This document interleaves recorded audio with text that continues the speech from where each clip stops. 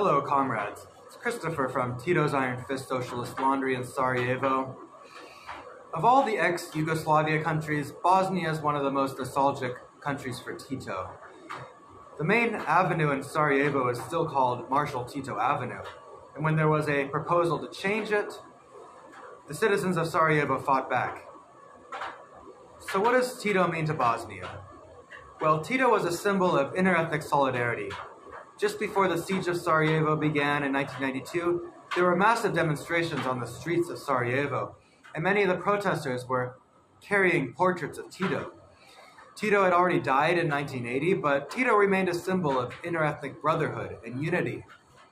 This was a protest against the ethnic hatreds that were being stirred up by nationalist forces throughout Yugoslavia, and many correctly perceived that these interethnic hatreds were being stirred up by outside imperialist forces that could not tolerate any traces of socialism that still existed in the 1990s. In many ways, Sarajevo was the ultimate Yugoslavian city. Not only is it geographically in the very center of Yugoslavia, but it's always been the most multicultural city. This is why Tito is such an important symbol for Sarajevo in particular. Tito was the leader of the partisans in World War II, and the partisans united all the ethnic groups of Yugoslavia. They fought against the nationalist armies of the Croatian Ustaša and the Serbian Chetniks. So World War II was not an interethnic war. You had Serbian partisans fighting Serbian Chetniks, Croatian partisans fighting Croatian Ustaša. And the legacy of partisan struggle is how Tito united Yugoslavia after the war.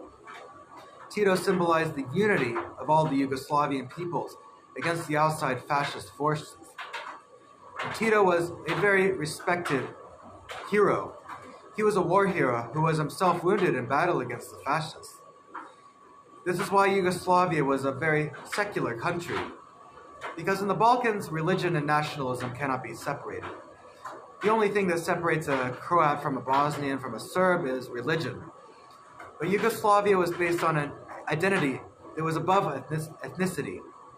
This was especially important in a cosmopolitan city like Sarajevo. It didn't matter what your ethnicity was.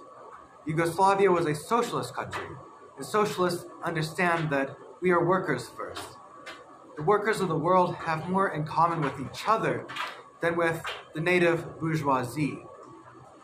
But after the death of Tito, international worker solidarity began to break down and be replaced with ethnic solidarity. But to replace the spirit of internationalism in such a multicultural city as Sarajevo was an especially difficult challenge for the outside forces of imperialism. It would take massive violence and a brutal siege that lasted almost 4 years. In many ways, it's been successful. Bosnian nationalism is on the rise, and ethnic solidarity is replacing socialist class solidarity of Yugoslavia. But the fact that Tito remains so popular here shows that it's incomplete. Internationalism cannot be destroyed. The international multicultural legacy of Sarajevo, while it's still under siege, still exists, and it must be defended. Thanks for following, comrades. Have a good day.